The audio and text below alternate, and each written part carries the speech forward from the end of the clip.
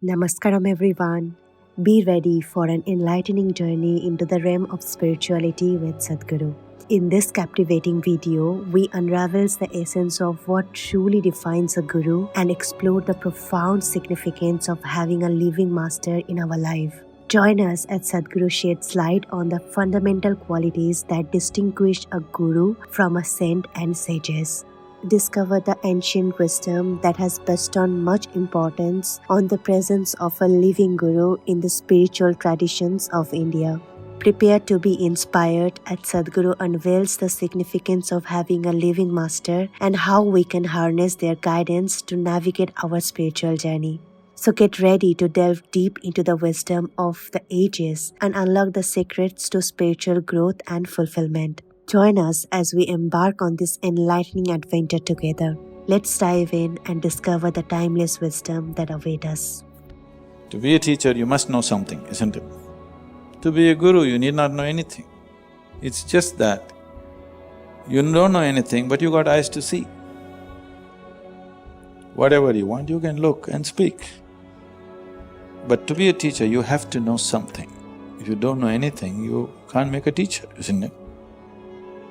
To be a guru, you don't need to know anything. Just a certain level of perception, that's all. You're not knowledgeable about anything. It's easy. Being a teacher is difficult because you will have to remember so many things. The thing is, you never try to become a guru. If people notice that you have a certain level of perception, people will recognize you as one. You never ever try to become one. I've done everything to shake off the guru thing, but you cannot because people will one way or the other recognize it, wherever you may be.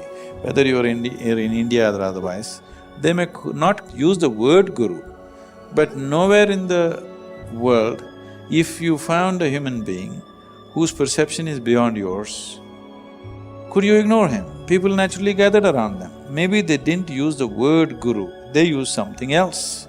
But always it happened, isn't it?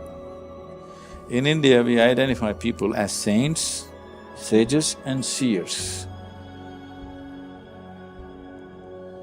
Saints means they have attained to a certain level of pleasantness. They can bless people. In their presence, everybody feels pleasant, some well-being happens. But they don't teach anything, they only bless. Sages means they have some grasps.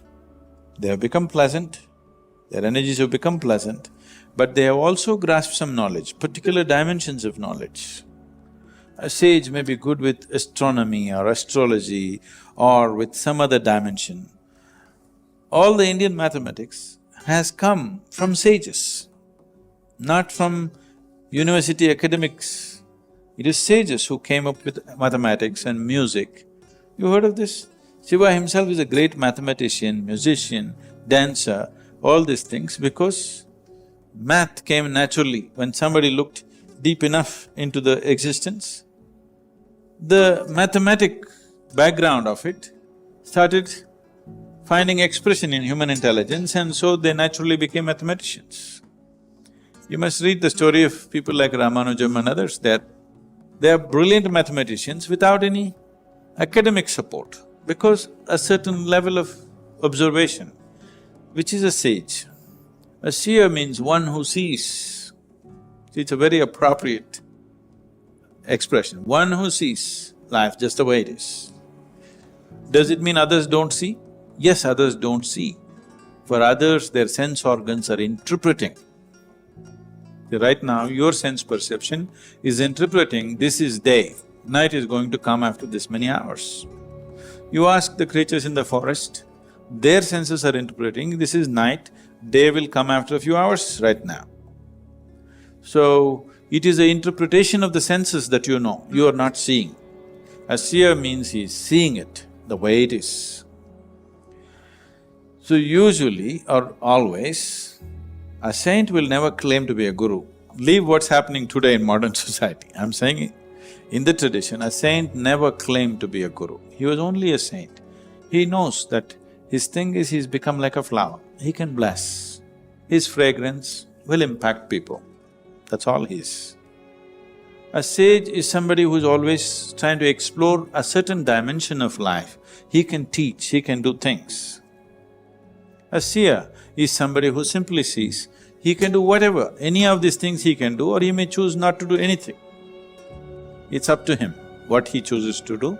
He will do what is needed in the society at that time, or if he's not bothered, he will leave it and just sit. But he sees. So a guru must see, otherwise he cannot be a guru. He must be able to see. When you say a Sadhguru, you're saying an uneducated guru. That's what it means. Because you don't come to a Sadhguru to know about the scriptures, you don't come to Sadhguru to know about rituals. Because the only thing that I know is, I know this piece of life from its origin to its ultimate, and this is all I know.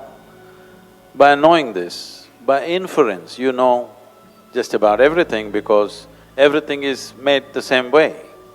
Today there is something called as a constructional theory, where they're talking about how the atom and the cosmos are essentially fundamentally same design, only the sophistication and complexity is multiplying. So the amoeba and you and me are made the same way, only the complexity has multiplied. Having said that, in what way is a guru relevant means, you're trying to walk on uncharted terrain. Every year, I trek in the Himalayas, in Nepal and Tibet. Once you go into the mountains, that illiterate Sherpa who is there, who has not been to school, but if he says right, you turn right, if he says left, you turn left. You better do that, otherwise you won't come back. You do that because he knows the terrain. The same goes for this. This is just an inner terrain. It's best to walk with somebody who's already walked the path. Otherwise, simple things will become complicated. What is next door, you will go around the world and come back to it. So, why is a guru needed? It can be done without it. I'm asking you a simple question. Even to learn ABC, the alphabet, you needed a teacher.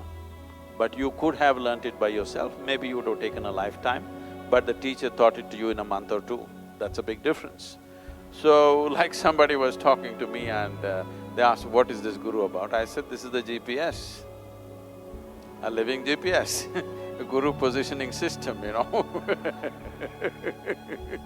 If you want to find your way, it's best in uncharted terrain, unknown terrain, it's best to walk with somebody who's already done the terrain once or many times.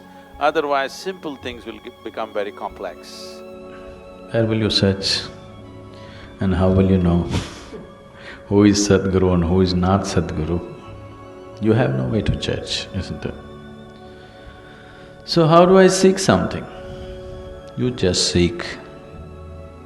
You simply seek, I want to know. The more you become I do not know, the deeper your seeking is, isn't it? Seeking does not mean seeking something.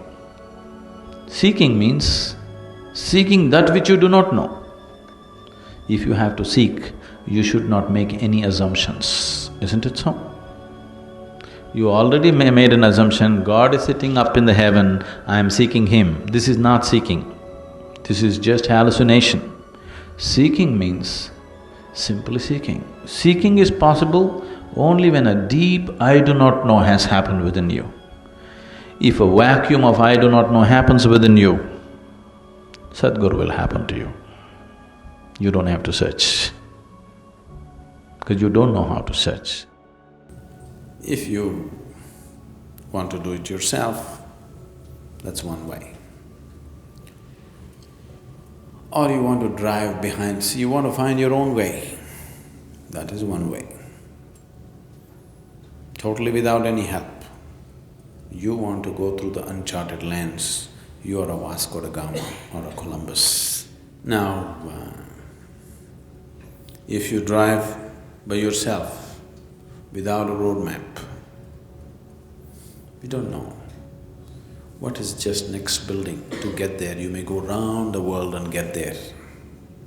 Or in the process of going around the world, you may just get lost or fall dead. Yes, not everybody has the endurance to complete the journey of that kind, which is of uncertain duration, isn't it? Or you go with a roadmap. Somebody has told you, this is it, this is it, this is it. You do just that and go with the roadmap. Still it's your effort, but somebody's guidance. Another way is you drive behind somebody. That's another way. Another way is, even if you drive behind somebody, there are risks of losing the tail lights and getting lost. Another way is, you just get onto somebody's bus. If you just get onto the bus, you sit there and you sleep off, still you reach the destination, isn't it? That's another way. So what is it that you're ready for is something that you have to decide. I have very strong sense of aesthetics. Because of that, only if you strive to keep yourself open, depending upon how much openness you create, that much of an active role I will play. If you allow me, I will even decide what you should eat for your breakfast. Not as an imposition, but as a natural choice. I'm saying, in the most mundane things, also it can find expression. So you're going to come and between idli and dosa you will choose for me? Not like that. You're walking on the street. Whether you step into your pit or on the road or on the pavement is determined not by you, but by the sunlight, isn't it? In that sense, yes, every aspect, if you are willing. If you want to have your own life, it's up to you. You want me only to influence your spiritual life only, I'm fine. Some people see sunlight only when they go on a vacation, once a year.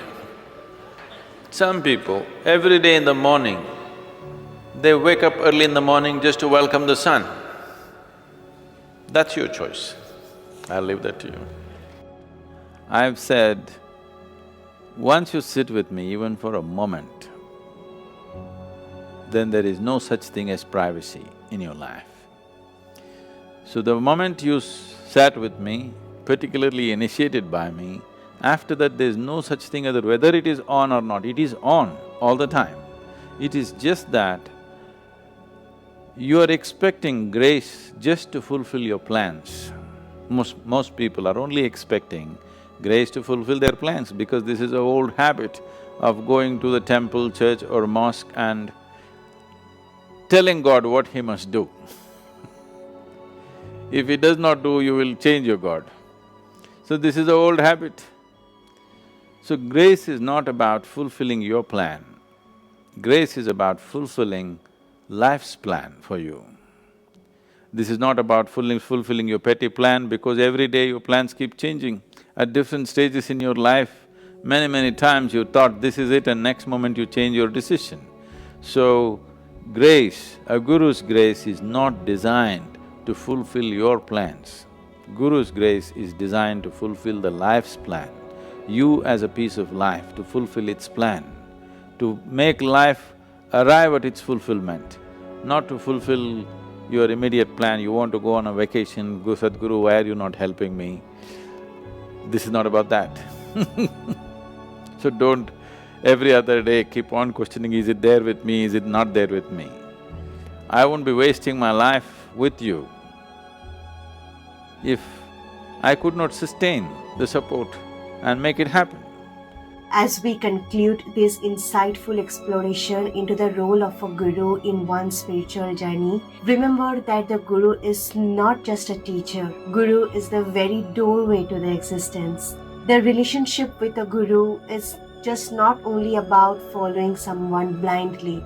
It's about soaking in their wisdom and guidance, and then finding your own path to realization. In the vast tapestry of spirituality, Gurus stand as a luminous thread guiding us through the labyrinth of existence. It's not a relationship of dependence, but of profound trust and transformation. So, my dear friend, let the wisdom shared today resonate with you. The journey with a guru is not about someone outside of you, it's about awakening the guru within you. It's about realizing that the ultimate guru is the eternal truth that resides within your own heart. Thank you for joining us on this enriching conversation. Stay tuned for more profound insight and exploration into the realm of spirituality with Sadhguru.